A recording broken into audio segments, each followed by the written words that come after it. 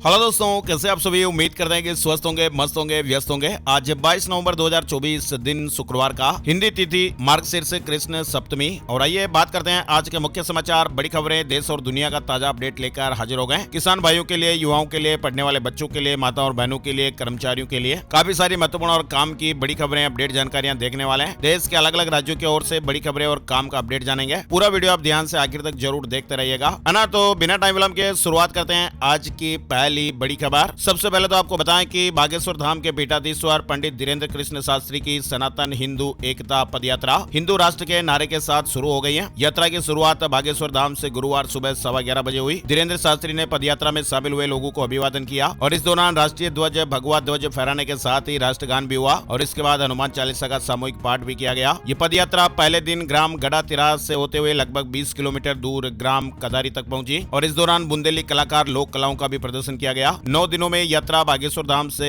राम राजा मंदिर ओरछा तक करीब 160 किलोमीटर का सफर तय करेगी और इस यात्रा में कुल 8 पड़ाव होंगे। यात्रा में देश के कई संतों के साथ ही कला क्षेत्र से जुड़ी हस्तियां भी शामिल हैं। पदयात्रा की आप 9 अलग अलग तस्वीरें देख पा रहे हैं। लाखों हिंदुओं को साथ लेकर निकल पड़े बाबा बागेश्वर। गुरुवार से ही हिंदू एकता यात्रा का एक बड़ा आगाज किया गया है। बाबा बागेश्वर का कहना है कि वह हिंदुओं को एकजुट करने के मकसद से ये यात्रा निकाल रहे हैं और उन्होंने कहा कि हिंदुओं के बीच मौजूद जाति भेदभाव, छुआछूत, अगड़े और पिछड़े का फर्क मिटाने का संदेश इस यात्रा से दिया जाएगा। चलिए आगे बढ़ते हैं। बड़ी खबर देखिए, देश की सीमाओं पर तैनात होंगे रोबोटिक डॉग। पहाड़ से लेकर पानी तक में काम करेंगे। 10 किलोमीटर दूर से ये ऑपरेट किए जा सकते हैं। हमारे देश की सीमाओं पर जवानों के साथ साथ अब robotic multi utility legged equipment MULE यानी रोबोटिक डॉग भी तैनात होने वाले हैं और ये रोबोटिक डॉग किसी भी ऊंचे पहाड़ से लेकर पानी की गहराई तक जाकर काम करने में सक्षम है और इन्हें 10 किलोमीटर दूर बैठकर भी ऑपरेट किया जा सकता है और 1 घंटे के चार्ज करने के बाद ये लगातार 10 घंटे तक काम कर सकते हैं। सेना ने इस डॉग के साथ दुश्मन को खोजने और उसे खत्म करने का अभ्यास किया है। और दिल्ली विधानसभा चुनाव से जुड़ा अपडेट देखिए। आम आदमी पार्टी की पहली लिस्ट जारी हुई है। 11 उम्मीदवारों के नामों का ऐलान हुआ है। बीजेपी, कांग्रेस से आए 6 नेताओं को भी टिकट मिला है। आम आदमी पार्टी ने दिल्ली विधानसभा चुनाव को लेकर उम्मीदवारों की पहली लिस्ट जारी कर दी है और इस लिस्ट में कुल 11 नाम है। चलिए आगे बढ़ते हैं। बड़ी खबर, दिल्ली में प्रदूषण से हालात लगातार खराब चल रहे हैं। दिल्ली में पोल्यूशन AQI 400 से गिरकर 379 हुआ और ये भी गंभीर स्थिति में है। दिल्ली पुलिस ने ई-कॉमर्स कंपनियों से भी कहा कि ऑनलाइन पटाखे बेचना भी तुरंत बंद करें। दिल्ली में पोल्यूशन की स्थितियां फिलहाल गंभीर स्थिति में है और 5 दिन बाद गुरुवार को भी दिल्ली में एयर क्वालिटी इंडेक्स 400 के नीचे आया और ये 379 रिकॉर्ड किया गया। फिलहाल राष्ट्रीय राजधानी दिल्ली में ग्रेप 4 की पाबंदियां लागू है। 12वीं तक की सभी क्लासेज ऑनलाइन कर दी गई हैं। साथ ही दिल्ली में केंद्र सरकार के कर्मचारियों के ऑफिस जाने की टाइमिंग भी बदल गई है। बढ़ते प्रदूषण को लेकर मंत्रालय ने फैसला लिया है। केंद्रीय कार्मिक मंत्रालय द्वारा गुरुवार को जारी आदेश में कहा गया कि दिल्ली में वायु प्रदूषण के गंभीर स्तर को देखते हुए केंद्र सरकार के विभिन्न मंत्रालयों, विभागों और संगठनों को दिल्ली राष्ट्रीय राजधानी क्षेत्र में स्थित कार्यालयों के संबंध में अलग अलग समय अपनाने की सलाह दी जाती है और आदेश में कहा गया कि कार्यालयों में 2 टाइमिंग होगी। पहली टाइमिंग सुबह 9 बजे से शाम 5:30 बजे तक और दूसरी टाइमिंग सुबह 10 बजे से शाम 6:30 बजे तक। वहीं देखिए, दिल्ली में प्रदूषण से कारोबार पर भी चोट लग रही है। 25% से ज्यादा व्यापार घटने की आशंकाएं हैं। ग्रेप 4 के सख्त नियमों का असर अब दिल्ली के बड़े बाजारों से लेकर लोकल मार्केट तक भी दिखाई दे रहा है। प्रदूषण के कारण बिजनेस और व्यापार भी प्रभावित है और खबर है कि दिल्ली में व्यापार 25% से ज्यादा घटने की आशंकाएं हैं। चलिए आगे बढ़ते हैं। अपडेट में देखिए, मध्य प्रदेश में ठंड का असर बढ़ गया है। ग्वालियर, रीवा, चंबल संभाग में भी कोहरा देखने को मिल रहा है। भोपाल में 10 साल में तीसरी सबसे सर्द रात रही। मध्य प्रदेश में भी अब ठंड का असर बढ़ गया है। वहीं उत्तर प्रदेश में भीषण कोहरा देखने को मिल रहा है। 14 गाड़ियां टकरा गई, 5 लोगों की जानें भी चली गई। कोहरे का समय चल रहा है तो ऐसे में अपने वाहनों की स्पीड धीमी रखें। हरियाणा में भी बढ़ते प्रदूषण पर सरकार ने सख्ती की है। हाई सिक्योरिटी रजिस्ट्रेशन प्लेट नहीं होने पर पोल्यूशन सर्टिफिकेट नहीं मिलेगा। कलर्ड स्टिकर भी जरूरी है। हरियाणा में भी बढ़ते प्रदूषण पर सरकार ने अब एक्शन लिया है। जिन वाहनों में हाई सिक्योरिटी रजिस्ट्रेशन प्लेट और होलोग्राम बेस्ड कलर स्टिकर नहीं है, उन्हें PUC सर्टिफिकेट नहीं दिए जाएंगे। वहीं मध्य प्रदेश, राजस्थान समेत 4 राज्यों में घना कोहरा चल रहा है। जयपुर में दिन में भी धुंध दिखाई दी। राजस्थान, मध्य प्रदेश समेत देश के 4 राज्यों के कई जिलों में घने कोहरे का अलर्ट है। इसके अलावा एक और बड़ी मौसम से जुड़ी खबर आ रही है। वेदर अपडेट में आप देखिए, बंगाल की खाड़ी में चक्रवात की चेतावनी दी गई है। तमिलनाडु और आंध्र प्रदेश में भारी बारिश की आशंकाएं हैं। IMD ने अलर्ट भी जारी किया है। मौसम विभाग ने 21 नवंबर को लक्षद्वीप में और 21 से 25 नवंबर को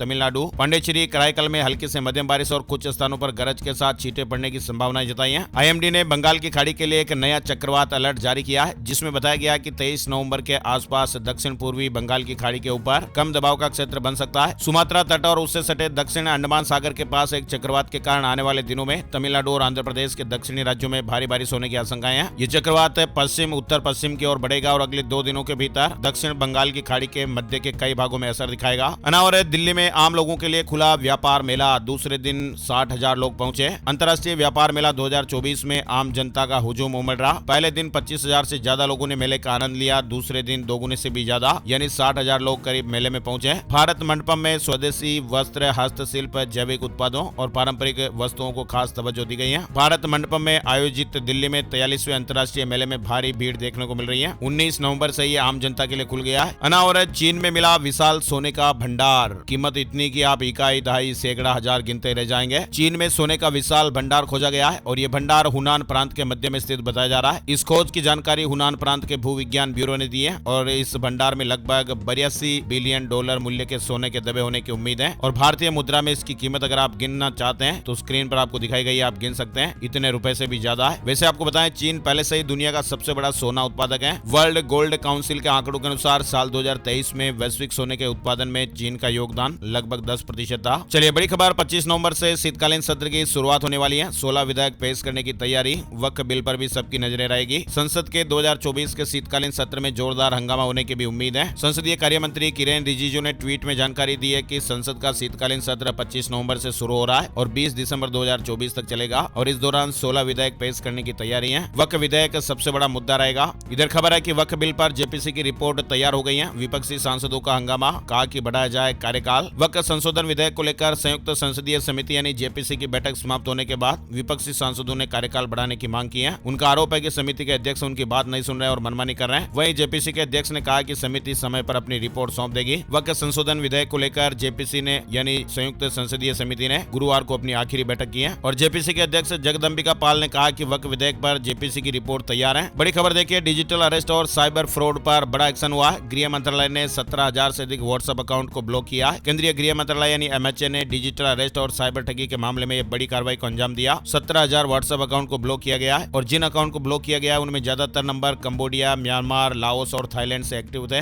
और भारत में मेटा को बड़ा झटका लगा है, 213 करोड़ रुपए का जुर्माना। भारतीय प्रतिस्पर्धा आयोग ने सोमवार को सोशल मीडिया कंपनी मेटा पर 213 करोड़ रुपए से ज्यादा का जुर्माना लगाया। ये जुर्माना 2021 में व्हाट्सएप प्राइवेसी अपडेट के संबंध में अनुचित व्यावसायिक तरीकों को अपनाने के लिए लगाया गया। बड़ी खबर है, न्यूजीलैंड में सड़कों पर उतरे 35,000 लोग। न्यूजीलैंड में इस समय माओरी समुदाय का विरोध प्रदर्शन चल रहा है और ये देश का सबसे बड़ा विरोध प्रदर्शन भी है, जिसमें हजारों की संख्या में लोग सड़कों पर नजर आ रहे हैं। दरअसल ये प्रदर्शन पिछले सप्ताह वहां संसद में पेश किए गए एक विधेयक प्रस्ताव के विरोध में किया जा रहा है। न्यूजीलैंड की राजधानी वेलिंगटन में स्वदेशी हाका के नारे गूंज उठे हैं। बिल का विरोध करने वालों ने कहा है कि ये बिल संस्थापक सिद्धांतों पर प्रहार करता है और माओरी लोगों के अधिकारों को कमजोर करता है। वहीं गुयाना में प्रधानमंत्री नरेंद्र मोदी ने कहा, भारत विस्तारवाद नहीं वैश्विक विकास के पक्ष में है और इसी भावना से बना ग्लोबल साउथ की आवाज। गुयाना की संसद में विशेष संबोधन के दौरान पीएम मोदी ने कहा, दुनिया के लिए ये संघर्ष का समय नहीं है, बल्कि ये समय संघर्ष पैदा करने वाली स्थितियों को पहचानने और उनको दूर करने का है। आज आतंकवाद, ड्रग्स, साइबर क्राइम ऐसी कितनी चुनौतियां हैं। आने वाली पीढ़ियों का बेहतर भविष्य बनाने के लिए हमें इन मुद्दों का डटकर सामना करना पड़ेगा। वहीं देखिए, COP29 पर गतिरोध भी देखने को मिला है। विकसित देशों ने खारिज किया जलवायु वित्त का मसौदा। अजरबैजान की राजधानी में चल रहे संयुक्त राष्ट्र के जलवायु सम्मेलन COP29 के खत्म होने से पहले ही असहमतियों के बादल मंडराने लगे हैं। वहीं देखिए, बड़ी खबर आ रही है, केरल की सरकार को बड़ा झटका देते हुए केरल हाई कोर्ट ने अपने फैसले में कहा है कि मुख्यमंत्री के काफिले के सामने काले झंडे लहराना न तो गैर कानूनी है और न ही इसे मानहानि माना जा सकता है। ये फैसला मुख्यमंत्री पिनराई विजयन के खिलाफ प्रदर्शन करने वाले युवा कांग्रेस कार्यकर्ताओं के पक्ष में आया है। विरोध का प्रतीक है काले झंडे लहराना। न्यायमूर्ति ने अपने आदेश में कहा कि हालांकि कुछ स्थितियों में कोई विजुअल संकेत किसी व्यक्ति को बदनाम करने के लिए इस्तेमाल हो सकते हैं, लेकिन किसी व्यक्ति को काला झंडा दिखाना या लहराना मानहानि के दायरे में नहीं आता। न्यायालय ने साफ किया कि एक विरोध का प्रतीक मात्र है और जब तक इसे अवैध घोषित करने वाला कोई कानून नहीं होता तब तक इसे गैर कानूनी नहीं माना जा सकता। ये फैसला साल 2017 की एक घटना पर आधारित है। चलिए बड़ी खबर कनाडा से आ रही है। कनाडा जिसे कभी ड्रीम डेस्टिनेशन माना जाता था, आज गंभीर आर्थिक संकट से जूझ रहा है। ये हम नहीं कह रहे हैं, साल्वेशन आर्मी की अभी हालिया रिपोर्ट ने इस स्थिति को उजागर किया है, जिसमें कहा गया है कि 25% माता पिता अपने बच्चों को पर्याप्त भोजन देने के लिए अपने भोजन में कटौती कर रहे हैं। ये संकट कनाडा के जीवन यापन की बढ़ती लागत, महंगाई, जॉब्स और शेल्टर की समस्याओं के कारण आया है। 21 नवंबर को साल्वेशन आर्मी की ओर से जारी एक रिपोर्ट के मुताबिक कनाडा में 90% लोग अपने खाने पीने के खर्च को कम कर रहे हैं। चलिए नेपाल से बड़ी खबर आ रही है। नेपाल के राष्ट्रपति ने निभाई 74 साल पुरानी परंपरा, भारतीय सेना प्रमुख को दिया मानद महारथी सम्मान। नेपाल के राष्ट्रपति रामचंद्र पौडेल ने गुरुवार को भारत नेपाल के बीच 1950 से चली आ रही परंपरा का निर्वहन किया। उन्होंने भारत के सेना प्रमुख जनरल उपेंद्र द्विवेदी को नेपाली सेना का मानद महारथी बैज और खड़क प्रदान किया है और ये दोनों सेनाओं के बीच मजबूत संबंधों को दर्शाती है। यानी नेपाल ने भारत के आर्मी चीफ को जनरल की उपाधि से नवाजा है और राष्ट्रपति भवन में भव्य सम्मान हुआ है। और ऑस्ट्रेलिया में बच्चों के सोशल मीडिया बैन की तैयारी हो रही है। संसद में बिल पेश हुआ है और ऐसा करने वाला ये दुनिया का पहला देश बनेगा। फिलहाल यूके भी इस पर विचार कर रहा है। ऑस्ट्रेलिया और ब्रिटेन में जल्द ही 16 साल से कम उम्र के बच्चों के सोशल मीडिया इस्तेमाल पर बैन लगाया जा सकता है। ऑस्ट्रेलियाई संसद ने इसे लेकर एक विधेयक भी पेश कर दिया है और इस बिल के मुताबिक अगर एक्स, टिकटॉक, फेसबुक और इंस्टाग्राम जैसे प्लेटफॉर्म बच्चों को अकाउंट रखने से रोकने में नाकाम रहते हैं तो उन पर $32.5 मिलियन तक का जुर्माना भी लगाया जा सकता है। बताया जा रहा है कि पक्ष और विपक्ष दोनों का इस बिल को समर्थन है। वहीं देखिए, बांग्लादेश में अंतरिम सरकार के 100 दिन पूरे हो गए। हिंदुओं के खिलाफ हिंसा बढ़ी। यूनुस अपने विरोधियों को निशाना बना रहे हैं। बांग्लादेश में मोहम्मद यूनुस की अंतरिम सरकार ने 16 नवंबर को अपने कार्यकाल के 100 दिन पूरे कर लिए हैं। इजरायल के प्रधानमंत्री नेतन्याहू के खिलाफ अरेस्ट वारंट जारी। गाजा में युद्ध पर इंटरनेशनल कोर्ट का यह आदेश है। दरअसल इजरायली प्रधानमंत्री बेंजामिन नेतन्याहू के खिलाफ अंतर्राष्ट्रीय क्रिमिनल कोर्ट ICC ने गुरुवार को अरेस्ट वारंट जारी किया। नेतन्याहू के खिलाफ गाजा में युद्ध अपराध, वार क्राइम का आरोप है। वहीं आप देखिए, इजरायल ने कहा कि एक लोकतंत्र के रूप में इजरायल के पास एक मजबूत कानूनी प्रणाली है जो अपनी सरकार की कार्रवाई की जांच करने में सक्षम और इच्छुक है। इजरायल ने कहा कि हमारे अधिकार पर हमला है। इंटरनेशनल क्रिमिनल कोर्ट के ऑर्डर पर इजरायल ने पलटवार किया है। वही देखिए, यूक्रेन में हाइपरसोनिक हथियारों के इस्तेमाल से पहले चेतावनी देंगे। रूस के राष्ट्रपति व्लादिमीर पुतिन ने बड़ा बयान दिया है। उन्होंने कहा कि अगर हम यूक्रेन के खिलाफ हाइपरसोनिक हथियार का इस्तेमाल करते हैं तो हम नागरिकों को चेतावनी देंगे। वहीं यूक्रेन ने कहा कि रूस ने इंटरकॉन्टिनेंटल मिसाइल से हमला किया है। ये परमाणु हथियार ले जाने में सक्षम है। यूक्रेन ने एक दिन पहले अमेरिका, ब्रिटेन की मिसाइलें दागी थी। वहीं खबर है कि इजरायल और हमास युद्ध में अब तक 44,000 लोगों की जानें चली गई हैं और मरने वालों में ज्यादातर बच्चे और महिलाएं हैं। गुरुवार को गाजा के स्वास्थ्य मंत्रालय ने इस तरह की जानकारी दी। वहीं रूस ने ऐलान किया और यूरोपीय देशों की तैयारी, दुनिया में कुछ बड़ा होने वाला है। रूस ने नाटो और यूरोप को विध्वंसक जवाब देने की तैयारी कर ली, ऐसा लग रहा है। रूस यूक्रेन के हमलों को नाटो का हमला मान रहा है और नाटो भी बड़े युद्ध के लिए सैन्य तैनाती कर रहा है। रूस अमेरिका हॉटलाइन भी बंद हो गई है, जिससे अब तीसरे विश्व युद्ध की आशंकाएं बढ़ती दिख रही हैं। चलिए बड़ी खबर देखिए, सुप्रीम कोर्ट में एक SLP खारिज हुई है। ऑर्गन ट्रांसप्लांट का मामला है। आरोपी डॉक्टर भी जेल में रहेगा। फर्जी NOC के जरिए ऑर्गन ट्रांसप्लांट से जुड़े मामले में एक आरोपी फोर्टिस हॉस्पिटल के डॉक्टर को सुप्रीम कोर्ट से राहत नहीं मिल पाई है। वहीं देखिए, शेयर मार्केट न्यूज अपडेट में सेंसेक्स से 422 अंक गिरकर 77,155 पर बंद हुआ। अडानी एंटरप्राइजेज का शेयर 23% फिसला। निफ्टी में भी 168 अंक की गिरावट रही है। उज्जैन को सबसे स्वच्छ औद्योगिक पार्क का अवार्ड मिला है। 18 राज्य में हुई रैंकिंग में पहला स्थान हासिल किया। उज्जैन देवास रोड स्थित विक्रम उद्योगपुरी को देश का स्वच्छ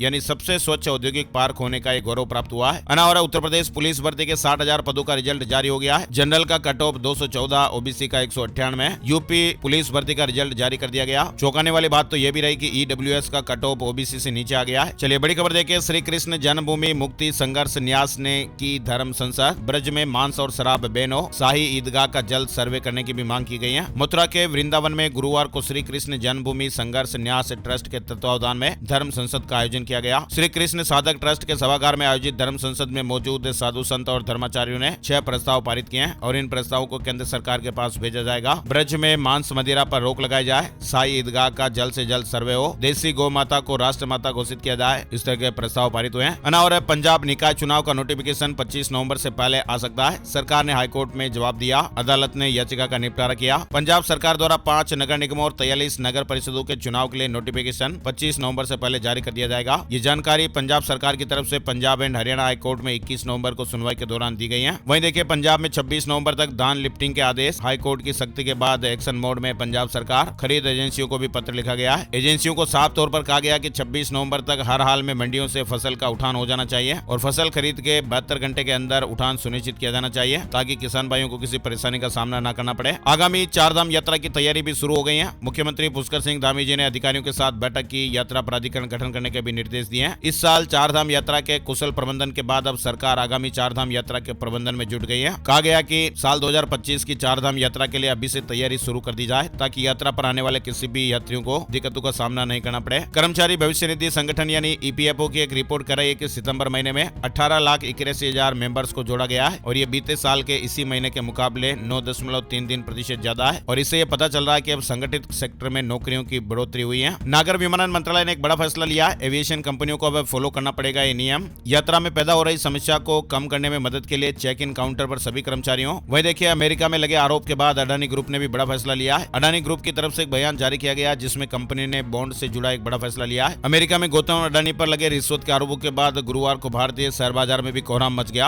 अडानी ग्रुप के शेयरों में 10% से लेकर 20% तक की गिरावट भी देखने को मिली। अडानी एंटरप्राइजेज के शेयर तो 15% तक टूट गए। और मणिपुर से जुड़ा अपडेट देखिए, पूरे राज्य में अपस्पा लागू किया जाए। हथियारों की बरामदगी के लिए बीजेपी समेत 10 कुकी विधायक विधायकों की ये मांग है। मणिपुर में दो जातियों के बीच संघर्ष एक बार फिर से बढ़ गया है। वहीं इसको लेकर मणिपुर विधानसभा के 10 कुकी विधायकों ने पूरे राज्य में AFSPA लागू किया जाए ऐसी मांग की है। वहीं देखिए मणिपुर में भी हाल ही में भारतीय जनता पार्टी बीजेपी नीति सरकार से समर्थन वापस लेने वाली NPP ने गुरुवार को कहा कि अगर बीजेपी मुख्यमंत्री N बीरेन सिंह को हटाती है तो वह अपने फैसले पर एक बार फिर विचार कर सकती हैं। चुनाव परिणाम से पहले हेमंत सोरेन ने बड़ा बयान दिया है। मुख्यमंत्री हेमंत सोरेन ने गुरुवार को झारखंड मुक्ति मोर्चा के कार्यकर्ताओं में जोश भरा। चुनाव से संबंधित फीडबैक लेने के साथ साथ उन्होंने कार्यकर्ताओं के प्रति आभार भी प्रकट किया। हेमंत सोरेन ने कहा कि 23 तारीख तक पूरी मजबूती से डटे रहना है। मारुति सुजुकी की गाड़ियों पर भी बम्पर डिस्काउंट चल रहे हैं। ग्रैंड विटारा पर 50,000 तो जिनमी पर 1,95,000 तक की छूट दी जा रही है। मारुति सुजुकी अपनी गाड़ियों पर बम्पर डिस्काउंट ऑफर लेकर आई है। अगर आप भी नई कार वगैरह खरीद रहे हैं तो जरूर अपडेट देखिए। चलिए अपडेट खबर आ रही है। उत्तर प्रदेश से पर्यटन मंत्री जयवीर सिंह ने कहा कि उत्तर प्रदेश के लोग अपने पसंदीदा पर्यटन स्थलों के लिए वोटिंग कर सकते हैं और इसके लिए पर्यटन मंत्रालय की तरफ से देखो अपना देश पीपल्स चॉइस 2024 अभियान शुरू किया है। प्रदेश में 25 नवंबर तक लोग इस महाअभियान के तहत पर्यटन स्थलों को लेकर ऑनलाइन वोटिंग कर सकते हैं। जोशीमठ में आपदा प्रभावितों के लिए राहत भरी खबर आई है। अब अपने भवनों की मरम्मत कर सकेंगे। जोशीमठ में आपदा प्रभावितों से जुड़ा अपडेट है।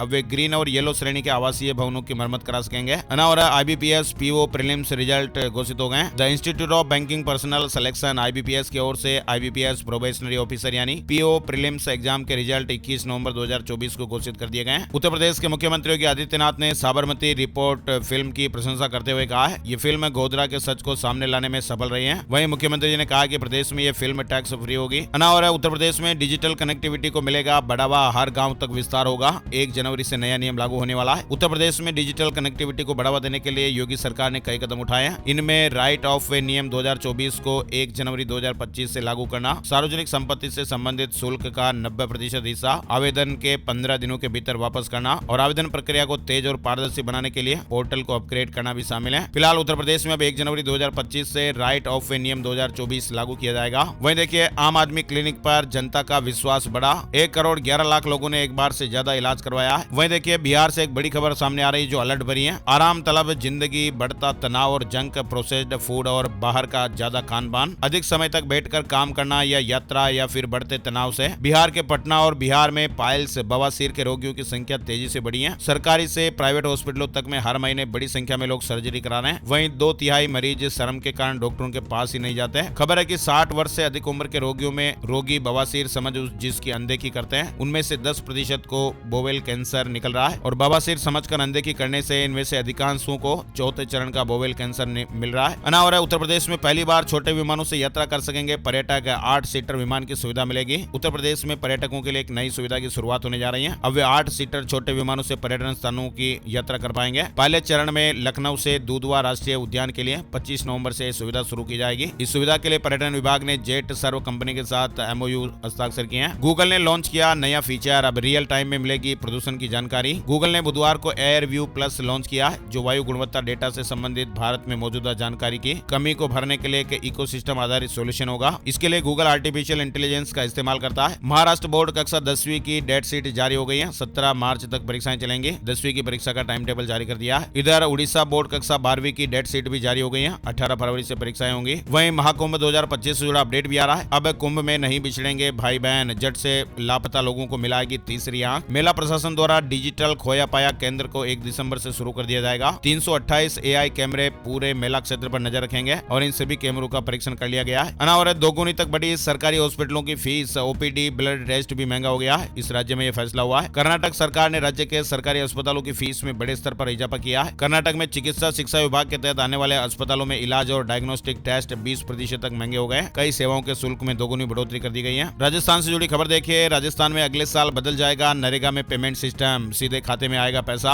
अनावरत पश्चिम बंगाल से जुड़ी खबर देखिए। पश्चिम बंगाल सरकार राज्य के 1,07,00,000 किसानों को 2943 करोड़ रुपए का भुगतान करने जा रही है। ममता बनर्जी ने यह घोषणा करते हुए कहा कि कृषक बंधु योजना के तहत यह पैसा सीधे ही किसानों के बैंक खाते में भेज दिया जाएगा। मुख्यमंत्री ने कहा कि यह पैसा आज यानी शुक्रवार से ही किसानों के बैंक खातों में मिलना शुरू हो जाएगा। यूपी बरेली के गाँव में चकबंदी को लेकर बड़ी खबर आई है। DM ने आदेश जारी कर दिए हैं। निर्देश दिए गए हैं कि जिन लेखपालों का प्रमोशन हुआ उन्हें गाँव में भेजा जाए और जिन गाँव में लेखपाल नहीं है उन गाँव में साफ सुथरी छवि वाले लेखपाल लगाए जाएं। बिहार में स्कूलों के टाइम से जुड़ी खबर आ रही है। स्कूलों के लिए नया टाइम टेबल जारी हुआ है। बिहार सरकार ने सभी सरकारी विद्यालयों के लिए नया मॉडल टाइम टेबल जारी किया है और इसके अनुसार विद्यालय सुबह 9:30 बजे से शुरू होकर शाम 4 बजे तक चलेंगे। इसके अलावा शिक्षकों को यह भी कहा गया कि प्रत्येक दिन विद्यार्थियों को गृह कार्य देना है तथा तथा अगले दिन उसकी जांच भी करनी है। कुछ अलर्ट करने वाली खबरें भी आ रही हैं। खेलते खेलते फर्श पर गिर गई 12 साल की बच्ची और जान चली गई। हार्ट अटैक की आशंका है। बच्ची घर के बाहर खेल रही थी और इस दौरान वह बेहोश होकर गिर गई। जेईई मेंस की लास्ट डेट में कोई बदलाव नहीं, एनटीए ने नोटिफिकेशन जारी किया है। वहीं देखिए ग्रेजुएट भी दे सकेंगे यूजीसी नेट का एग्जाम। 3 कैटेगरी में पास होंगे कैंडिडेट। ग्रेजुएट कैंडिडेट से कंपटीशन बढ़ेगा। एग्जाम शेड्यूल जारी हो गया, हमने कल आपको वीडियो में बताया था। यंत्र इंडिया लिमिटेड में 3883 पदों पर भर्ती के लिए आवेदन की तारीख बढ़ गई है। अब 30 नवंबर तक मौका है। वहीं राजस्थान में कृषि अधिकारी भर्ती 2024 के पदों में बढ़ोतरी।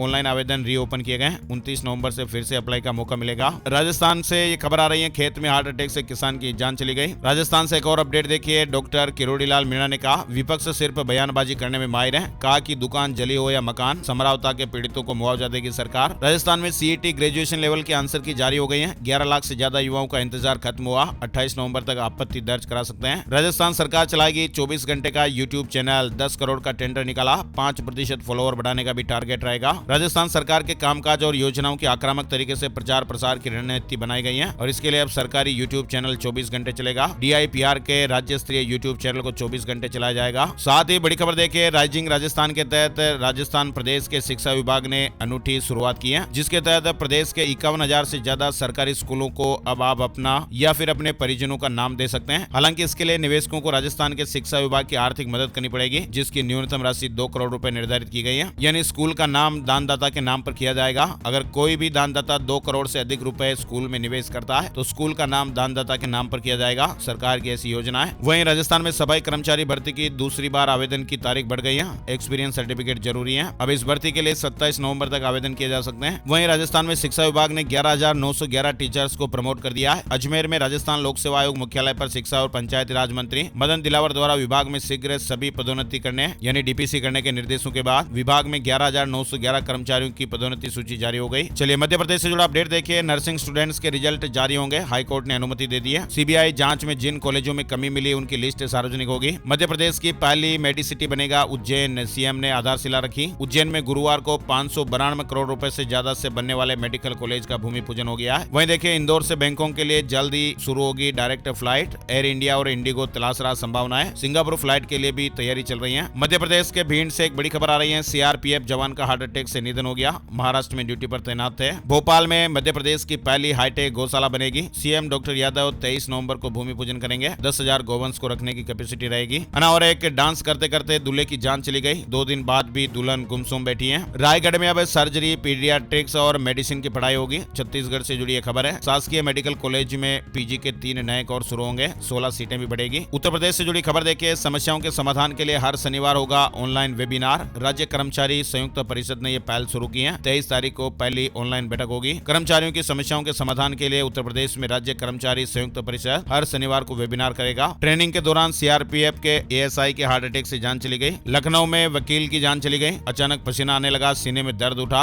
लखनऊ में इलाहाबाद हाई कोर्ट के एक एडवोकेट की जान चली गई। उम्र मात्र 25 साल। आजकल इस तरह की घटनाएं बहुत ज्यादा बढ़ रही हैं। और तो और देखिए हरियाणा में एक चलती ट्रेन में पंजाब के श्रद्धालु को हार्ट अटैक आ गया। खाटू श्याम से लौट रहा था। गनीमत रही लेडी डॉक्टर ने 47 सेकंड सीपीआर देकर जान बचा ली। चलिए अब बात करते हैं सोने चांदी के rate. Gold price today, silver price today. सोने की कीमतों में बढ़त देखने को मिली है। चांदी की कीमतों में गिरावट रही। 10 ग्राम 24 कैरेट सोने का भाव 1,059 रुपए बढ़कर 76,932 रुपए के स्तर पर पहुंच गया। चांदी में 639 रुपए की गिरावट रही। 90,317 रुपए प्रति किलो पर रही। और आइए अब आपको बताते हैं कि सितारे क्या कुछ कह रहे हैं। आज का राशिफल 22 नवंबर शुक्रवार के ग्रह नक्षत्र ब्रह्म योग बना रहे हैं, जिससे मेष राशि के लोगों को सितारों का साथ मिलेगा। वृष राशि वालों का रुका हुआ इनकम सोर्स शुरू हो सकता है। प्रॉपर्टी खरीदने बेचने के लिहाज से कर्क राशि वालों के लिए अच्छा दिन है। तुला राशि वालों की इनकम में सुधार होगा। वृश्चिक और मकर राशि वालों का लंबे समय से रुका हुआ काम भी पूरा हो सकता है। मीन राशि वालों के लिए ग्रह स्थितियां फिलहाल फायदेमंद रहेगी। मिथुन राशि वालों के लिए स्थान परिवर्तन के योग है और इनके अलावा बाकी राशियों पर सितारों का मिला जुला असर रहेगा। तो ये थे दोस्तों आज के मुख्य समाचार, बड़ी खबरें, हेडलाइंस और सुर्खियां अपडेट। अगर ये वीडियो आपको थोड़ा सा भी अच्छा लगा तो इस वीडियो को आप लाइक जरूर कर दीजिएगा। फेसबुक और व्हाट्सएप पर अपने यार दोस्तों के साथ, मिलने वालों के साथ, जान पहचान वालों के साथ जरूर आप शेयर कर दीजिए। लाइक और शेयर का बटन आप जरूर दबाइए ताकि हमें मोटिवेशन मिलता रहे। है ना। तो एक और नई जानकारी और नए वीडियो में फिर मिलते हैं। तब तक के लिए